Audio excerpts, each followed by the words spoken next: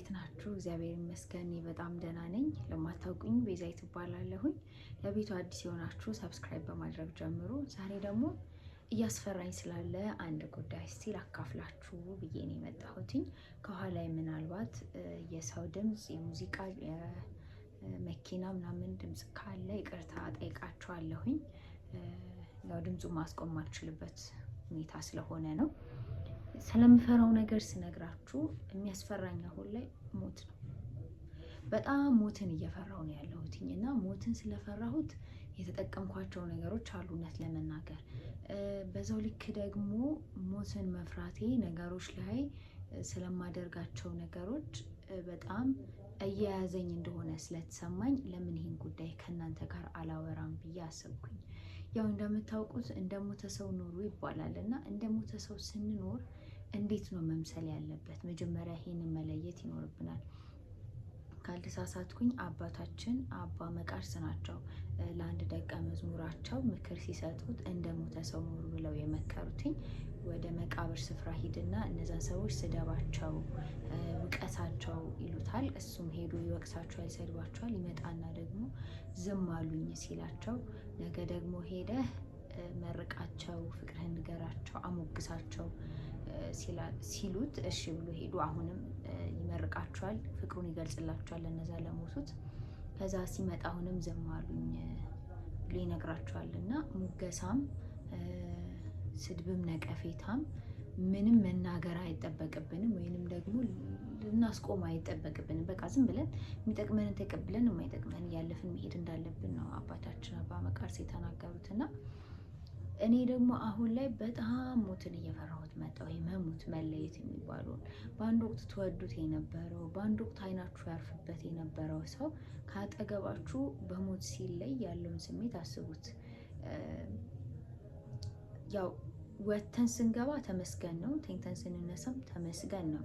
ነገር ግን አይበለውና ሁሌ አይምሮ ውስጥ የሚመጣው ነገር ከሆነ ሰው ጋር ተጣላችሁ፣ ከዛ ያቺ ሰዓት የመጨረሻ ሰዓት ብትሆንስ?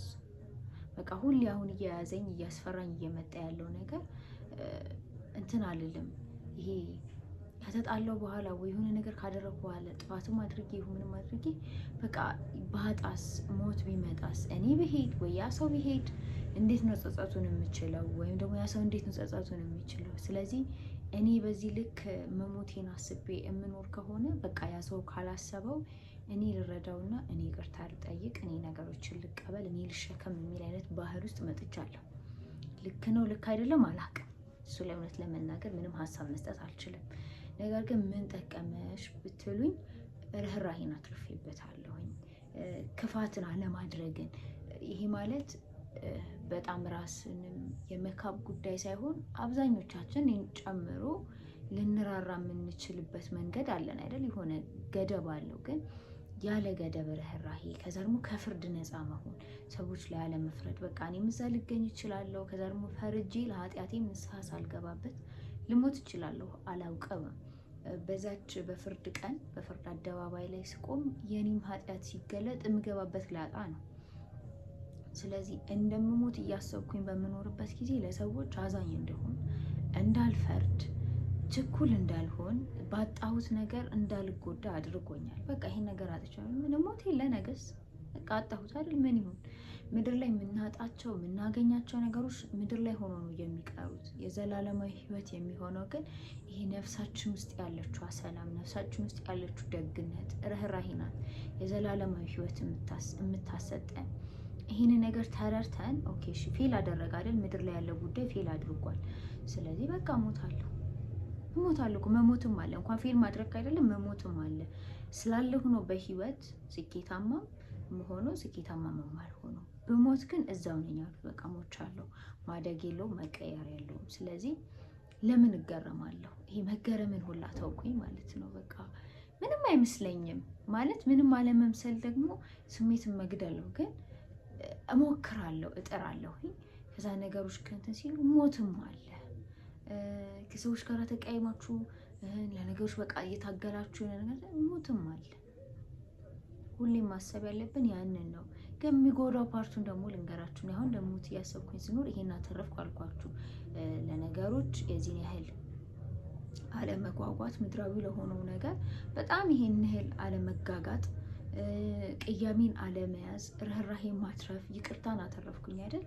በጣም በሚያሳዝን ሁኔታ ግን ይሄ ሞትን ማሰብ ደግሞ ሌላኛው እኔ ጋር ያለውን ነገር ይዞብኛል ብዬ የማስበው ትጋትን ይቀንሳል። በቃ ሞት የለ እንዴ ምን ያስለፋኛል፣ ሞት የለ እንዴ ምናምን የሚል አይነት ጥሩ የሚመስል ግን ስንፍና፣ ውስጡ ስንፍና ያለበትን ነገር ሰጥቶኛል ብዬ አስባለሁ።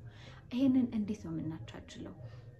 እንደምንሞት ማወቅ አለብን፣ መርሳት የለብንም። ሁሌም ቢሆን ከሰው ጋር ተቀያይማችሁ ውላችሁ እንዳታድሩ። በእውነት ክፉ ነገር አድርጋችሁ ውላችሁ እንዳታድሩ፣ አጥፍታችሁ ውላችሁ እንዳታድሩ። ይቅርታ ለመጠየቅ፣ ለመካስ፣ ለመነጋገር፣ ፍቅር ለመስጠት፣ ርህራሄ ለማድረግ ነገና ከነገ ወዲያን ቀጠሮ አትያዙ። ሲሞላልኝ እንዲያደርጋለሁ የሚባል አማርኛ የለም። እንደውም በጣም በፍቅር በሆነው ነገር ላስረዳችሁ። ለምሳሌ ሁላችንም ቤተሰቦቻችንን እንወዳለን አይደል? እናታችን፣ አባታችን፣ እህቶቻችን፣ ወንድሞቻችን እንወዳለን አይደል? ከዛ ገንዘብ ሲኖረኝ እንደዚህ ያደርጋሉ እያለን እቅድ እናወጣለን። ኖ ገንዘብ ሲኖራችሁ የማታገኟቸው ሰዎች ሊሆኑ ይችላሉ። ገንዘብ ሲኖራችሁ የምትፈልጉትን ነገር ላታደርጉት ትችላላችሁ። በጤናም እንኳን ላትገናኙ ትችላላችሁ። በሞት መለየት አይደለም በጤና መገናኘት የለም። ስለዚህ ጥቃቅኗ ደቂቃን እያጣጣምን ካልሄደን ነገ የሚባል ህይወታችን ውስጥ የለም። ነገ የኛ አይደለም። ከአንድ ሰዓት በኋላ ይሄን ቪዲዮ ፖስት አለው ብዬ አቅዳለሁ አይደል? ምን እንደሚፈጠር ግን አላቅም። ስለዚህ ቀጠሮ ሳይሆን መስጠት ያለብን ሁኔታዎችን እያጣጣምን ፍቅር እያሰጠን። ለምሳሌ እናታችሁ አምሽታችሁ ስትገቡ የሚደብራት ከሆነ አለማምሸት፣ በቃ ይሄ ነው።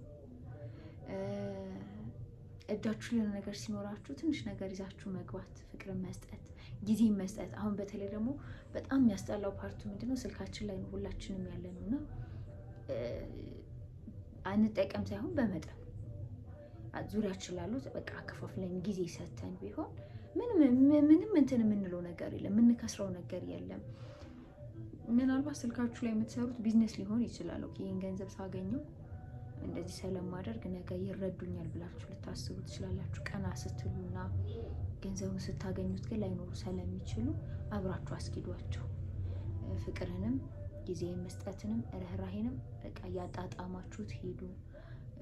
ተቀያይማችሁ ላችሁ አትደሩ።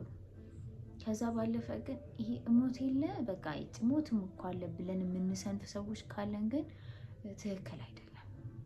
ይሄ ራሴ ላይ ያየሁት ነገር ስለሆነ ነው። በቃ የሆነ ነገር ነው ሞትም የለ ሞት አለ እኮ ነገር ብዬ ንቄ ያልፈዋለሁ። ያ ስንፍና ነው።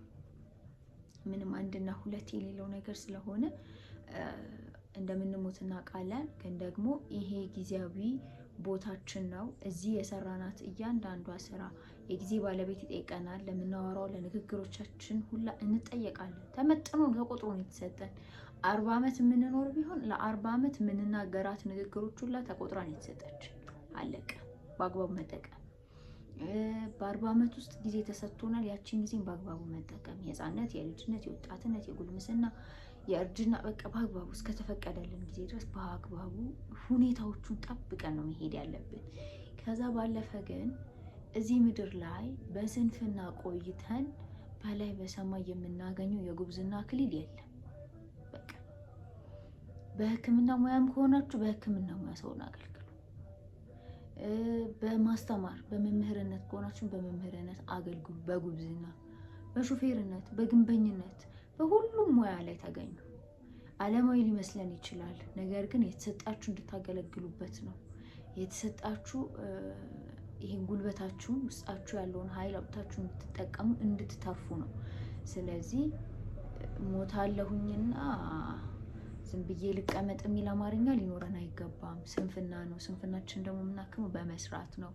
የሰራ ሰው ስንፍናውን ያባርራል። ስራ ለመስራት ደግሞ የምታስቡ ከሆነ ከነገ አይደለም የሚጀመረው፣ ከዛሬ ነው።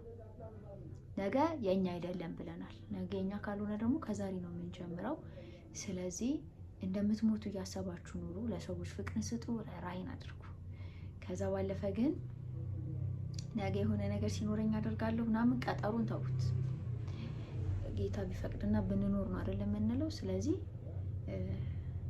እስከተፈቀደልን እስከምንኖር ድረስ ስንፍናችንን እያባረርን ይችን ክረምት ደግሞ የምንለወጥበት ጊዜ፣ ራሳችንን የምናይበት፣ ልባችንን የምናዳምጥበት፣ ነፍሳችንን የምናክምበት፣ ስጋችንን የምናጠነክርና የምንሰቅልበት ጊዜ መሆን ስላለበት በአግባቡ እንጠቀመው ለማለት ነው የመጣሁትኝ። ሞትን በመፍራታችሁ ብዙ ነገር ታተርፋላችሁ። ግን የምታጡት ነገር መጥፎ ከሆነ ማለትም ሁሉም ነገር ጥሩ አይሆንም። የሆነ ፓርቱ ጋር የሆነ ሳይዱ ጋራ የሆነች የምትቆረቆር ነገር ትኖራለች እና ይሄ ቸልተኝነትና ስንፍና እንዳይዘን ይህን አመለካከታችን ላይ በጥንቃቄ እንድንራመድ እንድናስተውል ለመጠቆም ያህል የመጣሁትኝ። ወሬውን ካበዛሁባችሁ በጣም ይቅርታ ጠይቃለሁኝ። መልካም ጊዜ፣ መልካም ቆይታ። በድጋሚ ሰብስክራይብ እንድታደርጉልኝ እችን ክረምት እንደምንም ብለን 1000 ብንሞላ ደስ ይለኛል። በሌላ ቪዲዮ እስከምንገናኝ ድረስ እወዳችኋለሁ። ባይ